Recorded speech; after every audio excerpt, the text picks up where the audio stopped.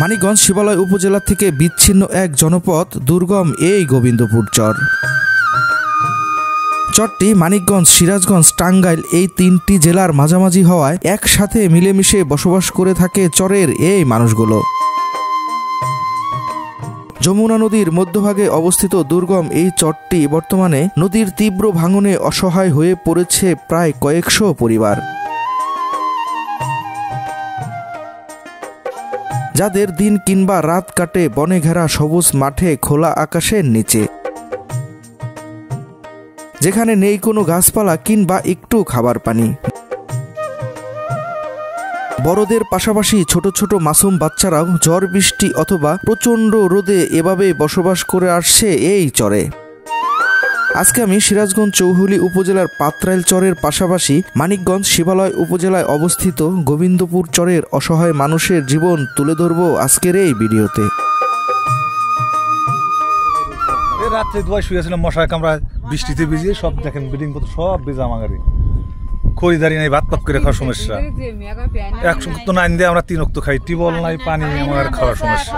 এই লাটিমটার বয়স প্রায় 100 বছর। দেখুন স্মৃতি হিসাবে রেখে দিছে কোথায়, মাটির মধ্যে। খড়ি গেছে ভিজে যায়, নাইন বের পারতেছি না, ই করবে পারতেছি না, ঠিক মতো খাইবের পারি না, নাইন বের পারি না। এই যে শহরের ভিতরে রান্না করতেছি, কষ্ট করে থাকি, এখানে কি করবো, মানে ঘর বাড়ি উঠতে পারি না থাকলে সেও না খাই তাহলে এইখানেও মানুষ থাকে। একসময় পোলাপান নিয়ে বসে কান্দা লাগে আমার। চাউল আনা লিখবো, যে বাসামারা বাজার থেকে তাবাদের রান্না করা লিখবো। আহানে চাউল বিয়ে করার লিখরে বউগের হওয়া যায়। আপেল নেন একটা, না না আছে আছে আছে রাখেন। আমরা যাবো গানের নদী দেখি ভাইসে যাবো। আমার তো নাই কিছু, ক্ষতি হবার কত।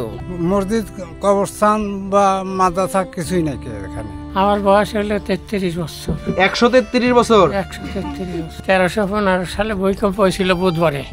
স্কুল, মাদ্রাসা, মসজিদ তো কিছুই নাকি বর্তমানে।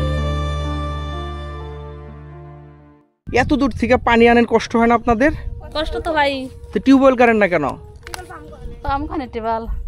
পানি কিসের পানি খান? এই টিউবওয়েলের পানি খান, অনেক দূর থেকে এনে।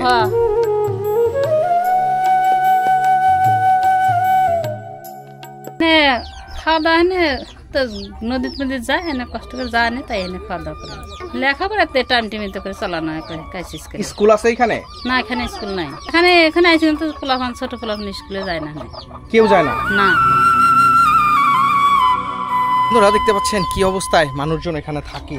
একটি ঘর, যে ঘরে চতুর্দিকে বেড়া পর্যন্ত দিতে পারে নাই। বাচ্চারা অশিক্ষিত হয়ে যাচ্ছে, লেখাপড়া করতে পারে না স্কুলের অভাবে, স্কুল নাই। আর ছোট ছোট বাচ্চারা নদী পার হয়েও কিন্তু স্কুলে যাইতে পারে না। শুধু স্কুলের অভাবই না, এখানে কিন্তু তাদের টাকা পয়সার জন্য অনেক বাচ্চারা লেখাপড়া করে না। আর যে জায়গায় এখন আমি আছি, এই জায়গায় ঝড় বৃষ্টি রৌদ্র সব পরিবেশেই তারা কষ্ট করে।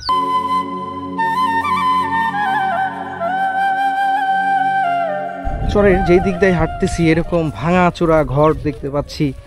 তাদের বাড়িঘর নদীতে বিলীন করে নিয়ে গেছে। তারা এখানে বসবাস করবে নতুন করে। টাকার জন্য কেউ বা ঘর তুলতে পারতেছে না, আবার কেউ বা এখানে যারা বসবাস করতেছে তাদের প্রয়োজনীয় জিনিসপত্র নাই, যার কারণে ঘরবাড়ি করতে পারতেছে না। এই যে এই ঘরে এই কাকি থাকে, এই যে বাচ্চা নিয়ে থাকে, দেখুন কিসের মধ্যে থাকে। আপনি এইখানে থাকেন? এইখানে ওদেরকে নিয়ে কিভাবে থাকেন? কিভাবে থাকবো, আল্লাহ যে হেলে লাহে লাহে হে হেলে থাহি। মানে হাফ পোহায় কামড় দিলেও আমার কিছু করার নাই। আল্লাহ যদি আমার দেয় আমারও থাকবো, আর হাফ পোহায় কামড় দিলে আমরা কি করবো? কিছুই করার আমার ক্ষমতা নাই। ঘর নাই, বাড়ি নাই, তেজ সাপড়া টিকে নিয়ে থাকি। 5টা বেটা বেটি এতে যে এমুরে ফেলার নাম দিয়ে, এমুরে ফেলার নাম দিয়ে, নাম দিয়ে। এই যে কিছুক্ষণ আগে বৃষ্টি আসলো, বৃষ্টির ভিতরে যে এই যে ভিজে গেছি, 2 এর আসছিলাম পোলাপান ঘরে দিয়ে, এই যে এটা দিয়ে হেনে ডাহিছিলাম, এইভাবে ছিলাম। ঘর করবো, ঘর পামো কোথায়? 5 জন বেটা বেটি বাদ দিয়ে মানুষ করবো না কি করবো? কামলা দিয়ে কয়টা গোছান যায়? কামলা দিয়ে দিন 500 আনে, 300 টাকার হদাই করা লাগে, 200 টাকার চাইল আনা লাগে। দিন কাটুরিয়া খাওয়া খাই। আমার তো কোনো হান তো পয়সা আসার যোগ্যতা নাই। আমার গরিব হিসেবে যেন কেউ কিছু দোয়া তা আমাকে দেয় না। টিউবওয়েল ওই গ্রামে থা পানি এনে রান্না করা লাগে, থালবাটি দোয়া লাগে, যে থালবাটি ফালামালা থুইছি। এইটুকুর মধ্যে টিউবওয়েল নাই? না, তার ভিতরে টিউবওয়েল নাই। টিউবওয়েল এখানেও নাই, তা বাদে বাড়ি যে ভেঙেছি বাড়ি সেখানেও আমার টিউবওয়েল ছিল না। এই যে দেখুন, দুইটা চাল দিয়া এইখানে রয়েছে, এইখানেও মানুষ থাকে, চিন্তা করুন। এই যে ওই যে একটা চুলা দেখতে পাচ্ছেন, ওইখানে রান্না করে। আর এই যে পাটি দেখতে পাচ্ছেন, এইখানে ওনারা ঘুমায়। মানুষের জীবন দেখুন, ভ্রাম্যমানভাবে বর্তমানে এখানে বসবাস করতেছে। চতুর্দিকেই ফাঁকা জায়গা।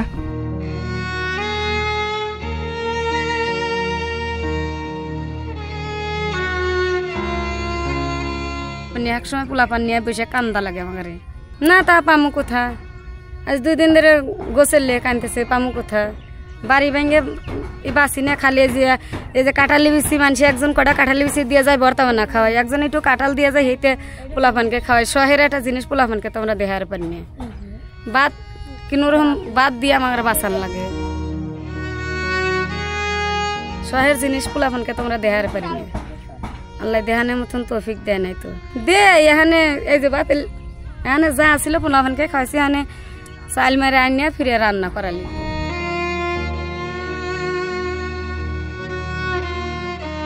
চাউল আনা লিখবো, ওই যে বাসামারা বাজার থেকে তা বাদে রান্না করা লিখবো।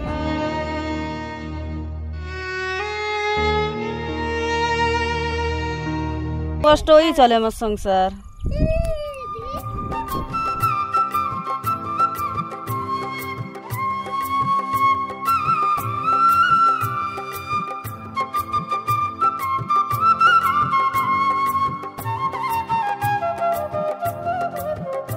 বন্ধুরা, পাত্রাইল চর দিয়ে ঘুরলাম, অনেক মানুষের সাথে কথা বললাম। এইখানকার মানুষের একটি কষ্ট, সেটি হচ্ছে যে এখানে যদি একটা মসজিদ হতো তাহলে ছোট বড় সবাই নামাজ পড়তে পারতো। এখানে যারা থাকে তাদের একটি চাহিদা। যাই হোক, আমি চাবো যে আপনারা অনেক চরে অনেক মানুষদের সহযোগিতা করেন। এখানে যদি একটা মসজিদ হয় তাহলে ছোট বড় সবাই নামাজ পড়তে পারবে। এখন সন্ধ্যা হয়ে যাচ্ছে, আমি চলে যাচ্ছি। সামনে আমাদের নৌকা।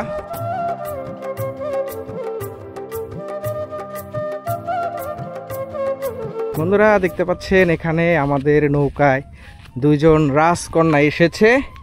তাদের হাতে কিন্তু আমরা করচা দেখতে পাচ্ছি, এটা আমরা আঞ্চলিক ভাষায় করচা বলি। এখন আমরা ওদের কাছ থেকে খেয়ে দেখব যেগুলা অনেক মিষ্টি হয়। তোমরা তুলছো এগুলা? কোন জায়গা থেকে তুলছো? আমাকে একটা দিবা? দাও তো। সবচাইতে বেশি মিষ্টি হয় কোনটা? তোমরা তো বুঝো কোনটা মিষ্টি হবে। এইটা না? রাগ করো নাই তো? আমি খাইয়া দেখি কেমন। বিসমিল্লাহ। সেই মিষ্টি, সেই ওরা এইখানে এই যে এগুলা হয়, এগুলা তুলছে, তোলার পর ওরা নৌকা এখানে বসে আছে। পরিবেশটা অনেক সুন্দর। বিকেল, এই যে আপনাদেরকে একটু দেখাই, বিকেল হয়েছে, নিরিবিলি বাতাস আছে, বাতাসের মধ্যে হচ্ছে ওরা নৌকায় এখানে বসে আছে।